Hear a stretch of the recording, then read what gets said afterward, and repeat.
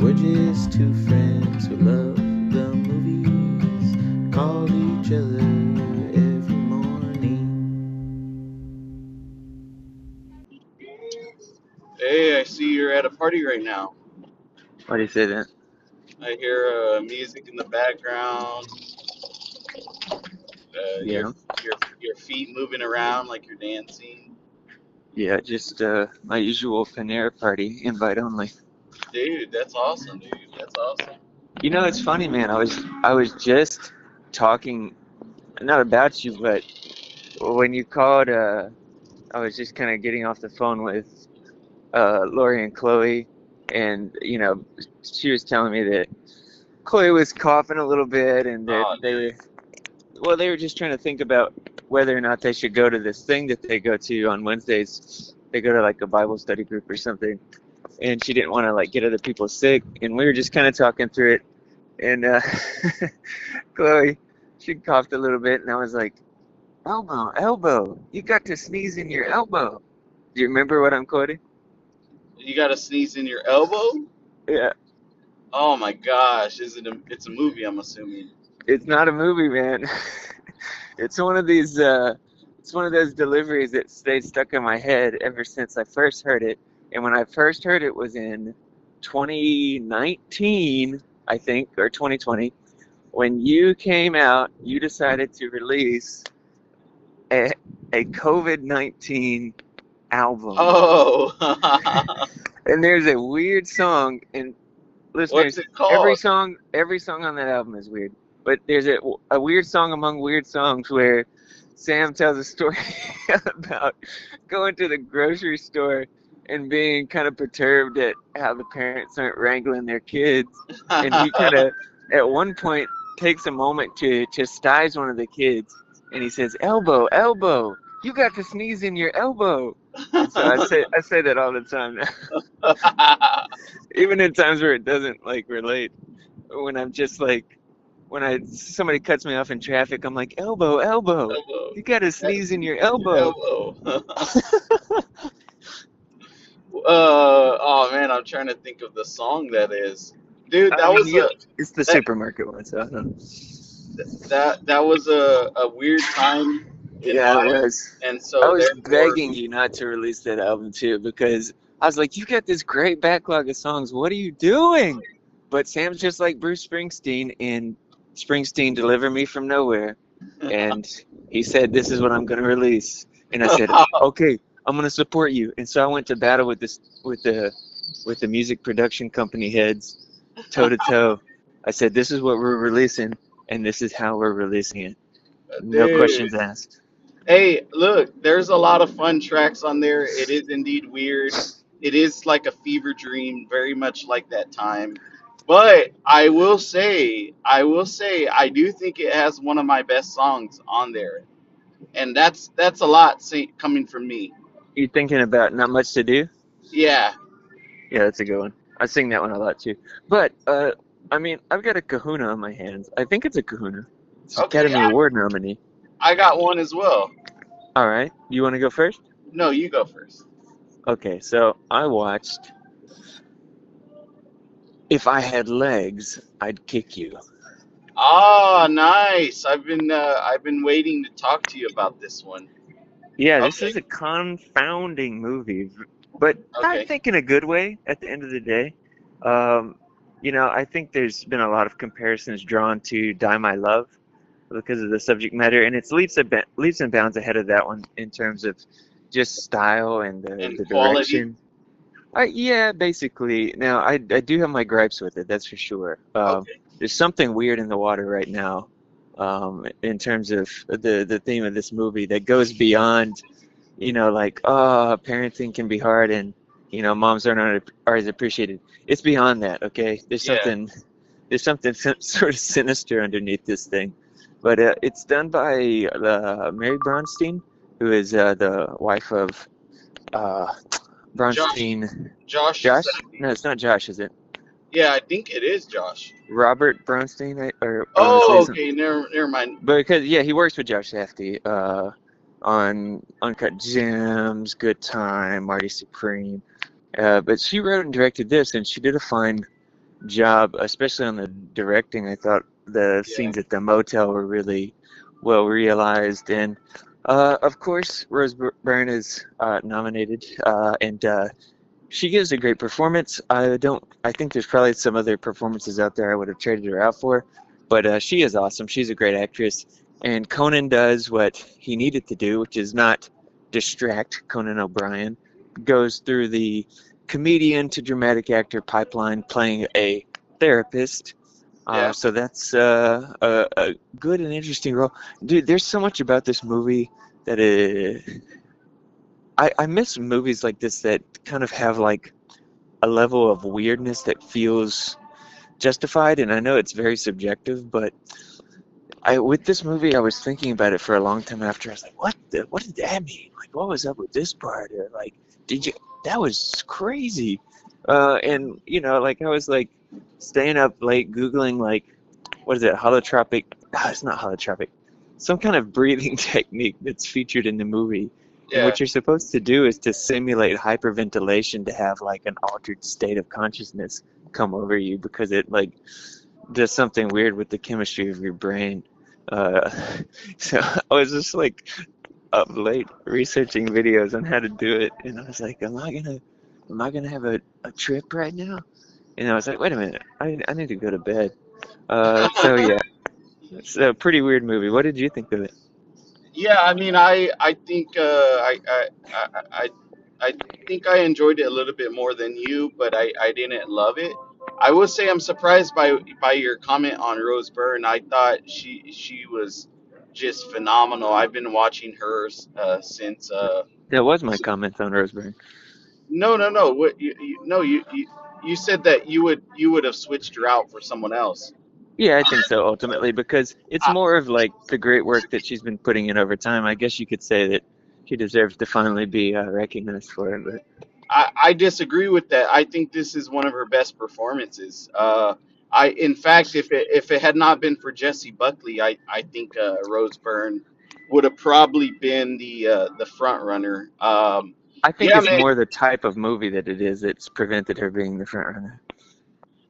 Well, I guess you could say that, but this movie only got one nomination, so obviously people are seeing past the type of movie it is, and like when there's a great performance like this one, then yeah, I think people are gonna notice it, right? And yeah, I've been watching her since Wicker Park. Have you seen Wicker Park? I haven't seen that one. Oh man, dude, you and Lori need to watch Wicker Park. It's so twisty, it's so good. Um, Maybe for Valentine's Day, I don't know, but Really? Is it a good Valentine's Day movie? it's Because we're trying to pick one because we're probably gonna have to stay in and do something. okay. So if I were you, I would on February 13th. Eternity comes out on Apple TV. I don't know if you have. Oh, what? Oh, yeah, that's. Oh, no. Oh, I don't. no. That stinks because the way it's working, she actually has to go out of town this weekend, so we're gonna do something on Thursday. So the day before Eternity comes out. God. Uh, We don't have Apple TV anyway. I don't know what I'm whining about. well, I mean, you can always do a free subscription or something like No, I've that. done every email possible. Okay. They make it harder to do that because it's tied to like Apple ID and it's like, anyways, it doesn't matter. Wicker Park, okay, Rose Byrne, yeah, she's good. It's Josh Hartnett, Diane Kruger. Yeah, man, that one I love that one. That's one of my one of the movies that I think is often overlooked. Roger Deeper gave it like 3 out of 4. But anyways, back to what I was saying. I really loved her in this movie, man. I loved how we're very in her face, claustrophobic. It really puts you in that mindset. And did you read up on what the director was saying? Why she didn't? And obviously this isn't like a huge spoiler, people, but it is minor spoiler. Did you read up on why she chose not to show the kid? I didn't read specifically what she had said, but I saw some whisperings of it being kind of like not putting like the onus on the child in terms of being the problem. But I don't know. What did you read? So from what my understanding and what I saw on there is that if you see it, like one of the reasons why she chose not to show the child was if a person sees a kid, right, they're automatically going to sympathize with the child, I right? don't know about that. Well, no, no, We've no, seen no, some annoying kids in movies. no. Most people are going to sympathize, right? Most people are going to sympathize, and it's gonna it was just gonna seem like everything that Rose Byrne was doing was a little bit uh like they didn't want it to come off as like, oh man, this is a terrible mom. That, you they wanted you in the point of view of her. Oops. Hey, how you doing? I entered a quick trip right now. Oh, a A little, quick trip. Are you gonna get little, some soda pop? a little change of pace, Mitch. It's a little change of pace. Something different. It's something different. I just something different. Let me see here. What are you after? Coffee or soda? Or... I'm after some coffee. They recently put up a Yeah, they've got like the tap coffees and stuff. yeah, yeah, they do. That's awesome. It's like a little bar, you know. Yeah. Um, I will add to what we were talking about. I do think that I was pretty, and maybe that was the point, Mitch, but I was pretty underwhelmed by Conan. I know he was just supposed to be there, right? Yeah, because I was Um, gonna say like being underwhelmed by Conan is like an accomplishment in and of itself because he's an overwhelming personality. yeah, yeah. So I guess that was the point, right? Yeah, his character was very strange and like what they were trying to, the way that they were engaging therapy as just like as an institution was very, very interesting. It was doing a lot of stuff that you'll think about later, or at least I did. Yeah, no, no, no. His character was like, it was underwhelmed, and then I was thinking about it, and I was like, okay, I think that was actually the point because when you think of Conan, you automatically think of like, okay, this guy is So he's he needed to at least really what would have brought his performance to the next level is if he had just whelmed, you know? yes, that's what he needed, Mitch. He needed that. Oh, God. Oh, Sam, I'm okay. I'm okay. we almost lost him. He was a good man, a Thank you. I good appreciate man, a fine man, it. a handsome man. Mitch, why don't you, while I'm doing this, why don't you talk about another? I know you've seen a couple of movies. I've Okay, been, yeah, sure. I'll throw another movie out there while Sam gets his fix, takes his medicine. Um, I watched Sovereign with Nick Offerman, oh, I've seen Jacob that one too. Tremblay, Thomas Mann, Dennis Quaid.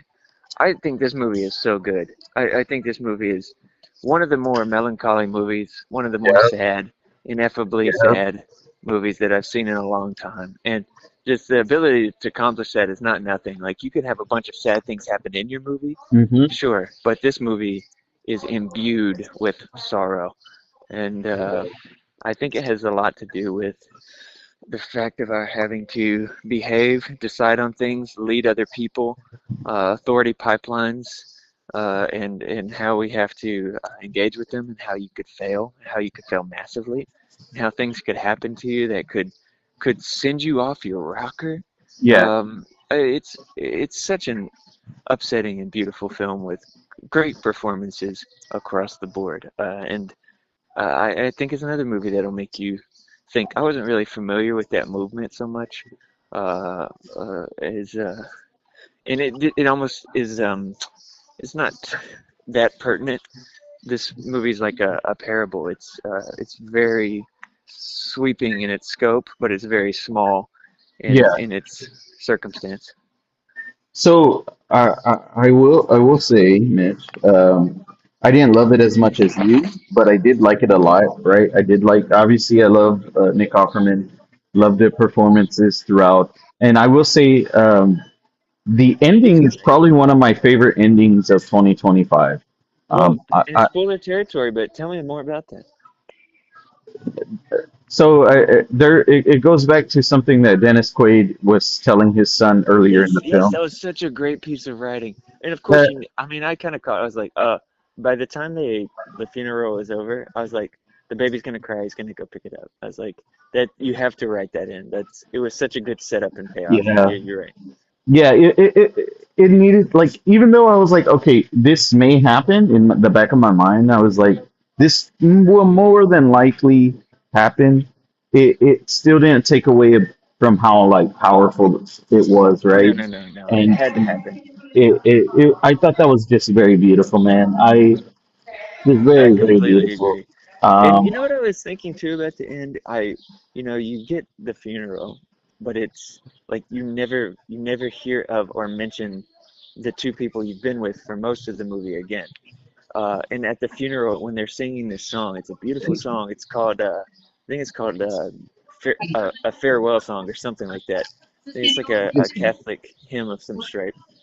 But oh gosh, they're singing this hymn, and it's like, let the angels come and carry me away. May you find eternal life. And it's for this police officer that's been killed. And then the two characters that you followed are just oblivion. They're gone. They disappear. yeah. Uh, it's oh, dude, this movie is so heavy on my soul. I think it's really good. Well, I kind of suspected that the religious aspects and What religious aspects? well, it really did feel like a religion I guess so. with their beliefs. They're really okay. It's the sovereignty movement, and what they believe is basically that they're not beholden to the government, and Yeah. pretty much anyway. Oh, dude, And this so, this movie gave me some severe flashbacks to growing up in the Bible Belt. okay, Uh, you're bringing the Bible and religion into it, but I don't know if it's necessarily. Maybe there is some crossover there in its origins, I'm but just it's telling not a you, religious movement at all. it's not a religious movement. I think, I mean, they do reference the Bible. They do reference God and divine law several times. So there's probably something there. I bet there is some It, crossover in its origins. I, Just I'm telling Mitch, I'm telling you my experience. My experience.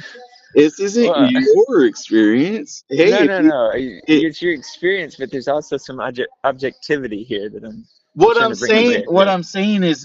and the reason why I said there, you know, a very religious, because a lot of the film reminded me of how a lot of religions run, right? Oh, see, okay. You were talking about your experience growing up in the Bible Belt, and I cut you off. I apologize. Yeah, I mean, come on. Like, if you said you had an experience, I would not tell you, no, that's not valid. I wasn't trying to say that. I mean, I was just trying to draw some objective lines there, but I mean, I shouldn't have interrupted you because you're telling me what it reminded you of, and that's your experience. Yeah, so it reminded me a lot of, especially that father and son relationship, right? And Yeah, yeah, yeah, I, for sure. I, one of my ex pastors, he had a very it went from a very good relationship with his son to a very not so great, and it just was. This movie hit a lot of very memories that Yeah, I agree. I forgot. I forgot Strong sense of existed. place.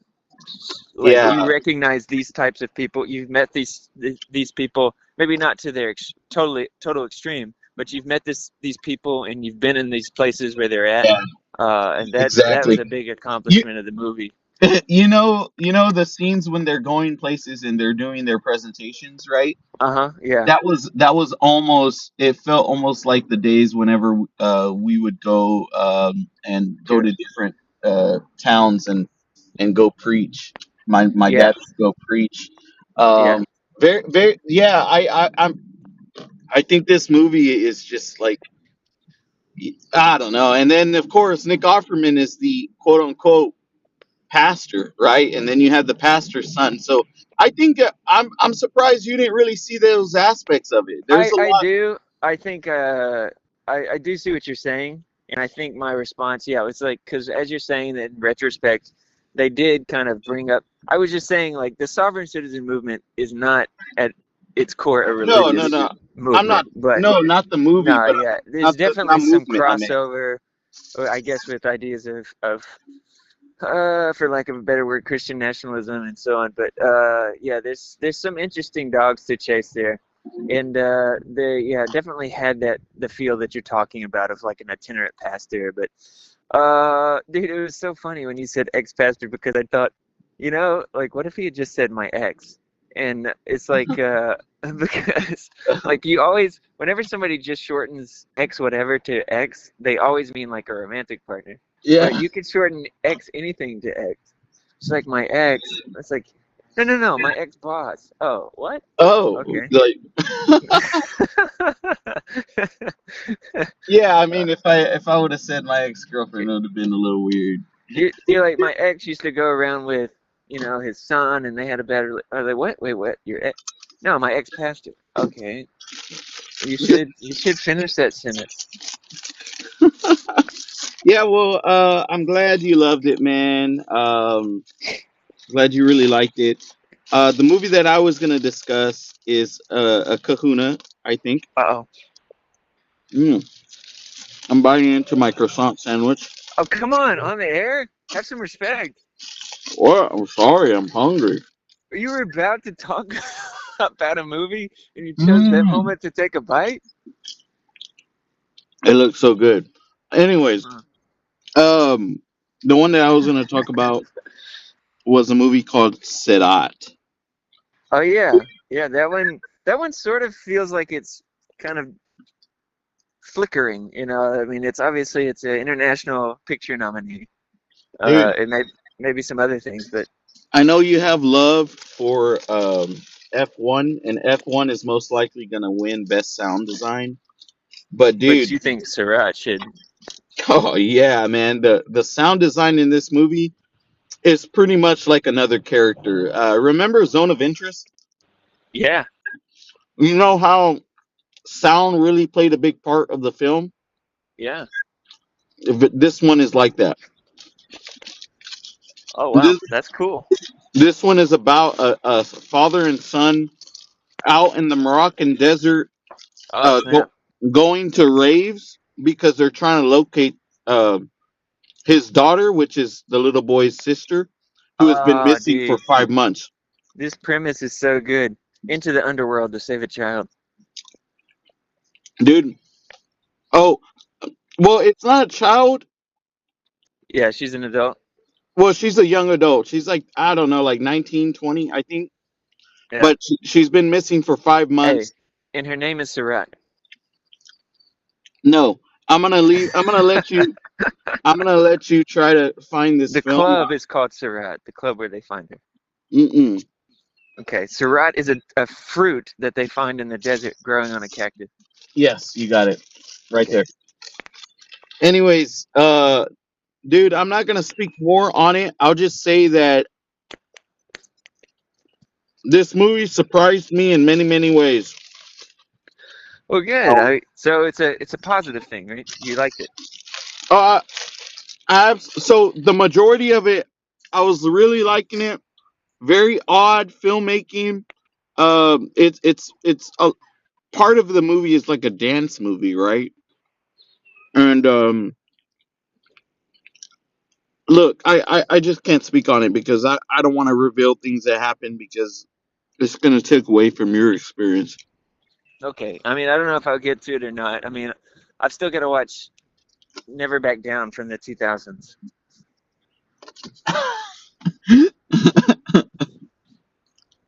Dude, you're funny. You're a funny man. You're a funny man, Charlie Brown. Hey, when you finish that croissant sandwich, it's gonna be your ex sandwich. and you could call it your ex. There you go. It's gonna be my egg sandwich, I dude. saw. I, yeah, This croissant is so good. yeah. I mean, this is maximum podcast rudeness right now. I just want you to know that, and I want to formally apologize to our Dude, you've listeners said it many on times. behalf of Sam. Dude, you've said it many times. This isn't a traditional podcast. We're having a conversation. Oh my goodness. It's good though. I'm hungry because I gotta eat before I go into work. Yeah, I respect that, and I'm gonna cut us off there, folks. Have a good day and enjoy your sandwich, Sam. All right, dude. I'll talk to you later. Yeah.